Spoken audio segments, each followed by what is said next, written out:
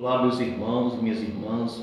É sempre um prazer imenso interagir com todos vocês, fazer novas transmissões, fazer novos vídeos. Enfim, estou aqui para fazer mais uma breve transmissão.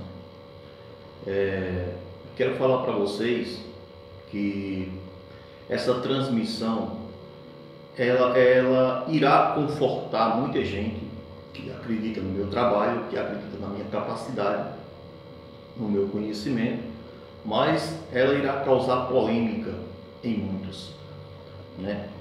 A respeito do assunto que eu irei falar, mas é importante, né? É preciso que eu fale sobre este assunto, até mesmo porque a minha consciência ela é cativa à palavra de Deus.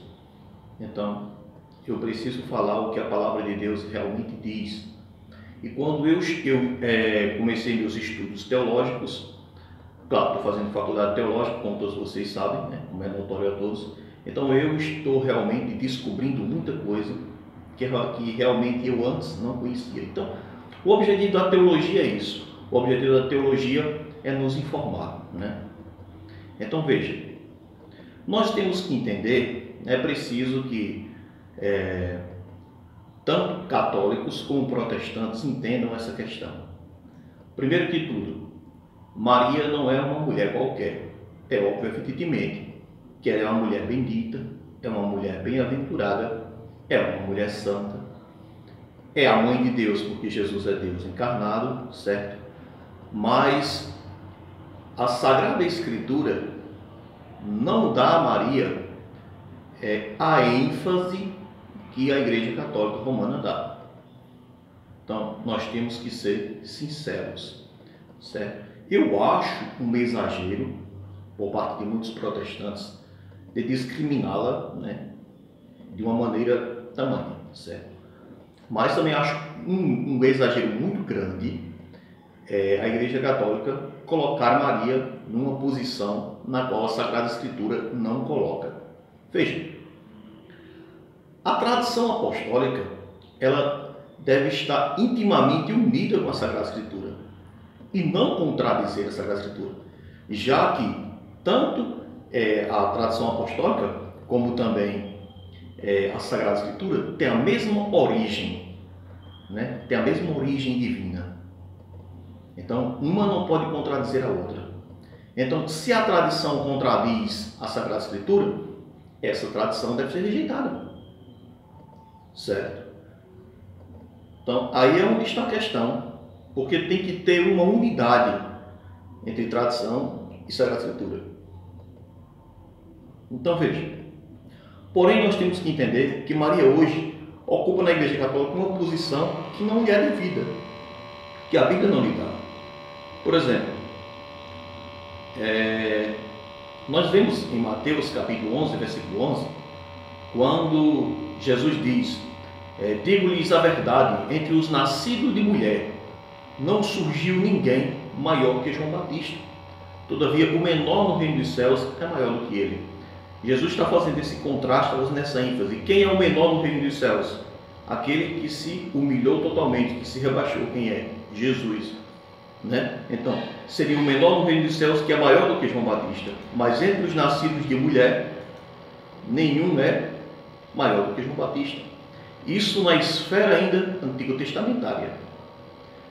Então veja que Maria nasceu ainda na esfera antigo testamentária, certo? No entanto, o próprio Jesus disse que ninguém na terra, entre os nascidos de mulher, era maior do que João Batista. Nesse caso, a Bíblia não está colocando Maria como sendo a maior depois de Jesus. Então, veja aqui como é interessante. Então, veja, em segundo lugar, nós precisamos entender que a Bíblia não diz que Maria foi assunta aos céus de corpo e alma. Há uma passagem no Apocalipse que fala de uma mulher com a lua debaixo dos pés, com a coroa de 12 estrelas na cabeça, e a Igreja Católica Romana atribui que essa mulher seja Maria, diz que essa mulher é Maria, porque ela está prestes a dar à luz a um filho que há de reger todas as nações. Apocalipse capítulo 12. Mas se você for prestar atenção no texto, você vai ver que a mulher, a figura apresentada no livro do Apocalipse, não pode ser a Virgem Maria, Por quê? Porque essa passagem é incompatível com o dogma da Imaculada Conceição, pelo fato de que a mulher sente dores para dar à luz. E a doutrina do dogma que se desenvolveu, na questão do dogma da Imaculada Conceição, diz que Maria não sofreu as dores do parto. Certo? Então, essa passagem dessa mulher não pode se referir a Maria. Certo? Então, o dogma da Assunção de Maria não está claro na Bíblia em lugar algum. Certo? Então, nós precisamos entender isso. Mas alguém pode dizer, mas nem tudo precisa estar na Bíblia. Aí é onde está a questão. Que a tradição ela foi desenvolvida posteriormente através do raciocínio e da filosofia dos pais da igreja, ou seja, através do debate deles. Então isso aí trata-se da criação humana realmente, né? Que parte desses raciocínios, desses debates que posteriormente viraram dogmas na igreja. Estou suado aqui, pessoal, como vocês estão vendo. Então vocês estão entendendo? Esse assunto é muito longo, mas assim, não vai ser possível apenas em um vídeo. Vou fazer outros vídeos explicando sobre esse assunto, né? Então é justamente isso.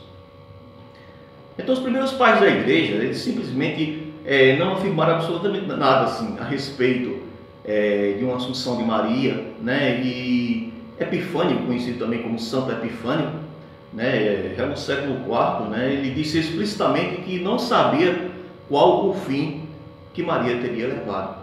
Então, se Santo Epifânio conhecesse nessa época a Assunção de Maria, com certeza ele teria enfatizado. Então, ninguém está tirando aqui os méritos dela ser uma mulher bendita, dela ser uma mulher bem-aventurada, dela ser a mãe de Deus.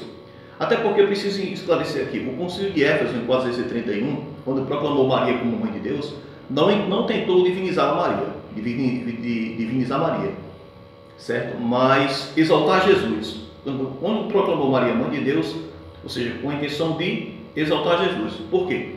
Porque foi justamente esse concílio que condenou o nestorianismo, certo? O nestorianismo do herege Nestório, né? Que dizia que na verdade ele dividia a natureza de Jesus, as naturezas de Jesus. E nós acreditamos na união hipostática, ou seja, na união das duas naturezas na pessoa de Jesus. Então o herege Nestório dividia, né? Dizia que em Jesus havia duas pessoas, uma divina e uma humana. Mas na verdade em Jesus não existe duas pessoas. Existem duas naturezas unidas, né? Elas naturezas distintas, mas unidas pela união hipostática. Certo? Então é justamente isso. Então o Concílio de Éfeso teve um objetivo de condenar essa heresia. E aí proclamou Maria como Theotokos, aquela que gerou Deus, ou seja, em Jesus. Certo? Então esse reconhecimento a Igreja Ortodoxa Grega também tem. Certo? De Maria como Theotokos, como mãe de Deus.